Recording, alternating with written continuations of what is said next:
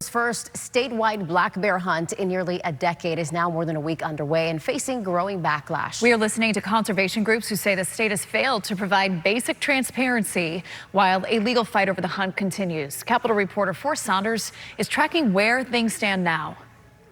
Florida's controversial black bear hunt is moving forward, but not quietly. Governor DeSantis, stop the hunt! The season opened December 6th after a Leon County judge denied an emergency injunction that would have stopped it. The Florida Fish and Wildlife Conservation Commission approved 172 permits, arguing the hunt is a limited, science-based tool to manage a growing bear population, getting too close for comfort in some areas.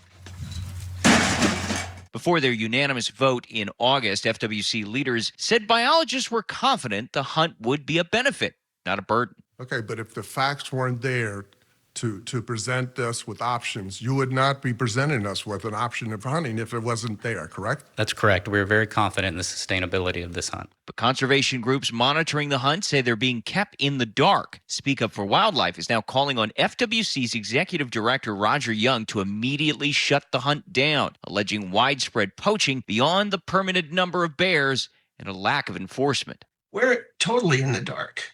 Totally in the dark. The FWC is stonewalling us. O'Neill says his group has filed numerous public records requests seeking basic information, including how many bears have been killed, in which zones, and whether females or cubs were taken, but none have been answered. They're not answering the public records request. They're not speaking to us about the reports of poaching that we have sent to them. FWC hasn't released any numbers during the hunt. When we asked for the current count, the agency told us to submit a public records request, which hasn't yet been returned.